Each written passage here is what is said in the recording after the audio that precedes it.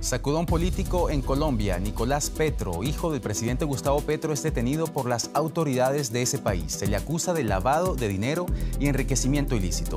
Nicolás Petro habría recibido ilegalmente cientos de millones de pesos en aportes para la campaña presidencial de su padre, dineros que habría desviado para su uso personal. ¿Qué viene ahora para el hijo del mandatario y cómo afecta este asunto al gobierno de Gustavo Petro? Se lo contamos en esta edición de DW Noticias en vivo desde Berlín. Titulares. Nicolás Petro fue detenido en Barranquilla y ya se encuentra en Bogotá a disposición de la justicia. De ser hallado culpable, podría enfrentar hasta 15 años de prisión. Le traemos los detalles enseguida desde Colombia. También el presidente ucraniano Volodymyr Zelensky visitó hoy posiciones de las Fuerzas de Operaciones Especiales ucranianas en el frente de Bakhmut. A pesar de reportar reconquistas importantes, la contraofensiva de Kiev avanza lentamente. Y más adelante, la Unión Europea suspende relaciones financieras y de seguridad con Níger luego del golpe de Estado que depuso al presidente Mohamed Bazoum. El líder de los golpistas suspendió la Constitución.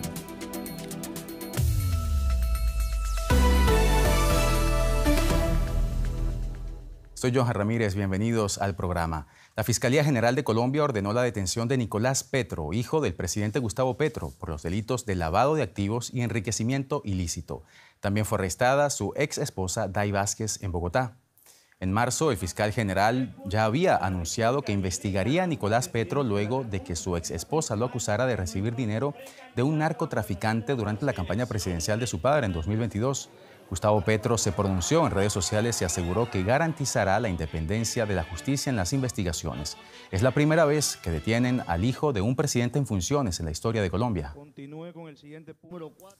Y para conocer más detalles de esta noticia que sacude el panorama político colombiano, nos vamos ahora a Bogotá para conversar con nuestra colega Alexandra Correa. Alexandra, un gusto saludarte. ¿Qué va a pasar ahora con el hijo del presidente Gustavo Petro? ¿Cómo será el proceso de investigación a partir de ahora y a qué se enfrenta en materia legal de ser hallado culpable? Johan, se podría enfrentar a 15 años de prisión ordinaria por estos delitos que habrían sucedido durante la campaña presidencial de su padre, el actual presidente colombiano Gustavo Petro, el año pasado. Mira, todo comenzó con las denuncias hechas a comienzos de este año por parte de la exesposa, quien también fue capturada por los delitos de lavado de activos y violación de datos personales en el marco de esta campaña presidencial. Según la denunciante, su exesposa, Nicolás Petro recibió unos 1.000 millones de pesos, es decir, unos $250.000 durante la campaña que, según ella, nunca reportó y se los quedó de manera personal, Johan. Dineros que vendrían, según sus denuncias, por parte de un ex narcotraficante y otro hombre cercano al paramilitarismo. Ambos, Petro hijo y su ex esposa, tendrán que rendir cuentas ante la Fiscalía en la ciudad de Bogotá. Recordemos que Nicolás Petro es diputado por el Departamento del Atlántico, donde residía. No tiene fuero especial, por lo que la competencia es de la justicia ordinaria, Johan. Según el comunicado de la Fiscalía, ambos serán imputados por los delitos ya mencionados y se ordenará una medida restrictiva de la libertad de ser hallado culpable el hijo mayor del presidente, Petro. Podría entonces él enfrentar, como te dije, 15 años de prisión y como mínimo, si logra negociar, 10 años de prisión, Johan. Y desde el punto de vista político, Alexandra, esta noticia cae en un muy mal momento para el presidente Petro. Colombia celebrará elecciones regionales en exactamente 3 meses. ¿Cómo afecta este asunto al presidente? Sí, Johan, Gustavo Petro, presidente colombiano, durante su vida política ha sido conocido y destacado por sus denuncias contra la corrupción en el marco del Congreso cuando era senador. Fue uno de los primeros políticos colombianos que denunció y quien destapó la parapolítica, es decir, la alianza entre el Estado y los paramilitares, grupos privados al servicio del narcotráfico en el año 2005. Por esto, parte de su familia tuvo que exiliarse en el exterior y puso en peligro su vida, como él mismo lo denunció en su momento. La lucha contra la corrupción, Johan, siempre es nombrada en las banderas políticas del presidente Gustavo Petro. Por eso, que su hijo mayor, de 6 que tiene, esté hoy señalado por delitos de corrupción, lo golpea moral y políticamente, a pesar de que no se conozca que él, el presidente, esté involucrado en estos hechos, y es un facto que aprovechará la oposición política de cara a las elecciones regionales, como tú lo dices, de octubre, en donde se van a elegir alcaldes y gobernadores. Asimismo, Petro ha tenido que enfrentar varios escándalos en este primer año de gobierno que lo han sacudido e involucra a sus figuras políticas más cercanas también por presunta corrupción y abuso de poder. Y esto en medio de unas polémicas reformas reformas políticas que Gustavo Petro quiere lograr pasar en el legislativo y todavía no lo ha logrado. Un golpe moral y político para el presidente Gustavo Petro, nos lo contaba Alexandra Correa desde Bogotá. Alexandra, un abrazo y hasta la próxima. Y cambiamos de tema. El presidente de Ucrania, Volodymyr Zelensky, visitó lo que denominó posiciones avanzadas de las fuerzas ucranianas cerca del frente de Bakhmut, en el este de ese país, donde Kiev ha reforzado su contraofensiva. En un video publicado en el perfil oficial de Telegram del presidente ucraniano, se le ve felicitando a soldados en el Día de las Fuerzas de Operaciones Especiales. Zelensky elogió lo que llamó un trabajo muy poderoso y muy efectivo por parte de sus tropas.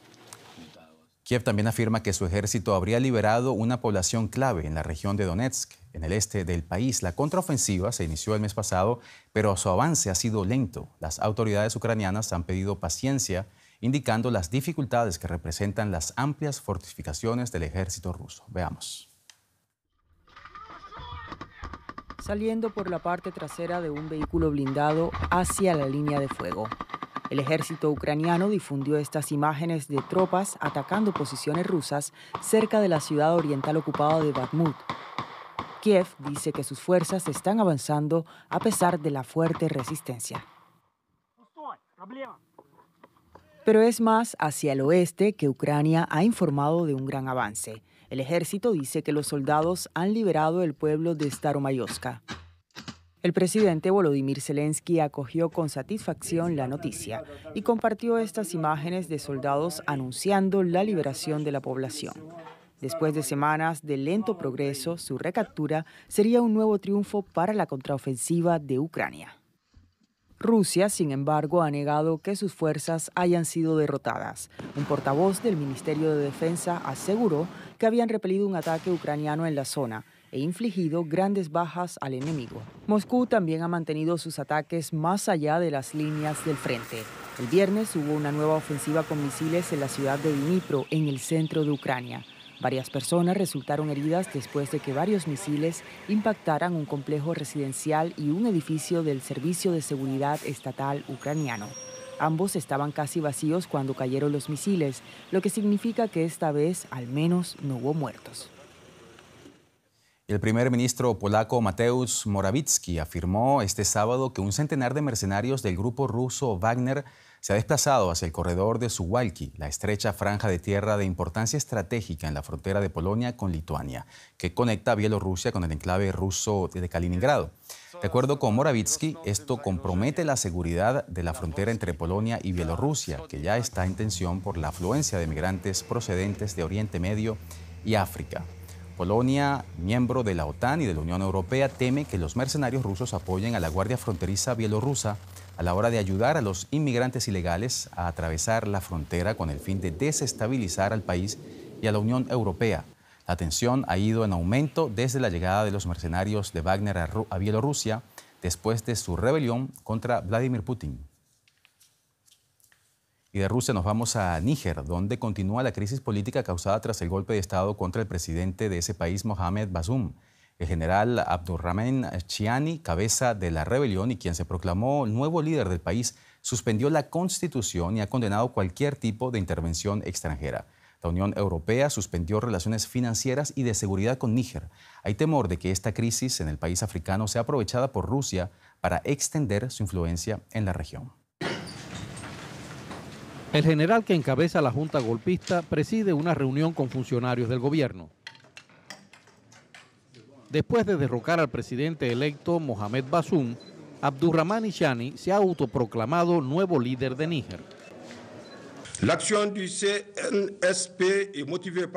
del Consejo Nacional para la Salvaguarda del país está motivada únicamente por el deseo de preservar nuestra querida patria ante el continuo deterioro de la situación de seguridad en nuestro país, sin que las autoridades derrocadas nos den señales de una solución real a la crisis y la mala gobernanza económica y social. La mauvaise gouvernance économique et sociale. El general Chiani anunció la suspensión de la Constitución y alertó de cualquier intervención extranjera, algo que suscita inquietud en la capital Niamey. No queremos a la comunidad internacional que dice estar aquí por nosotros.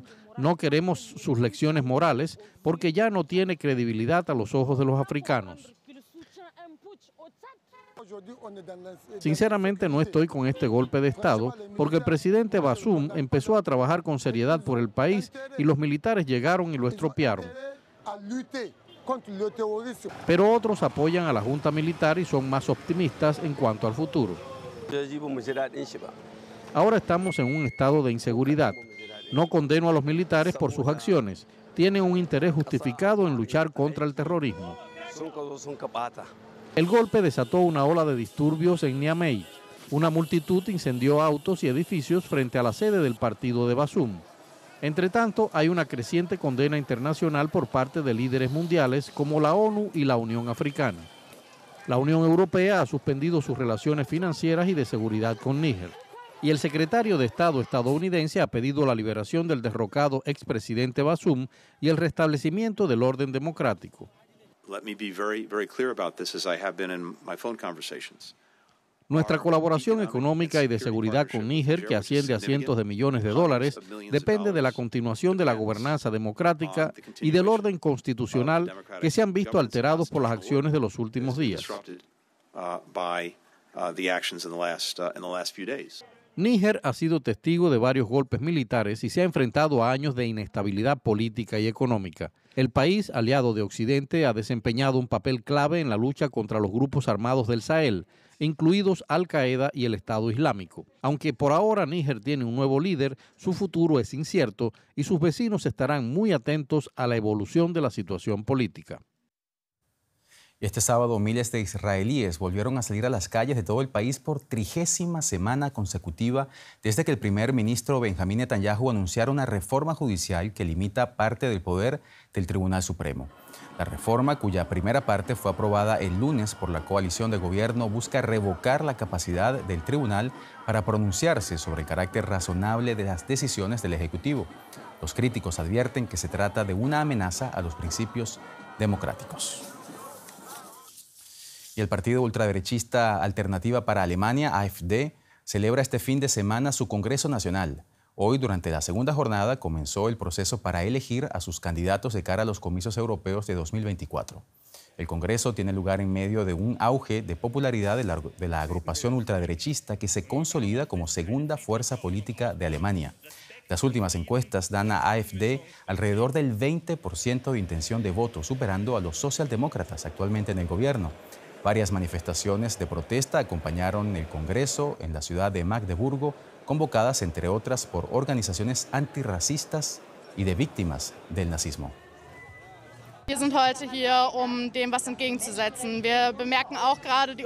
Estamos hoy aquí para plantarles cara. Hemos visto la fuerza que tiene ahora la AfD en las encuestas y lo que queremos es frenarles y transmitir que hay una alternativa, pero que esa alternativa no se llama AfD. ¿Que por qué estoy aquí? Para que no se repita lo ocurrido en 1933. Tenemos que oponernos y mostrarnos firmes frente a este giro hacia la derecha.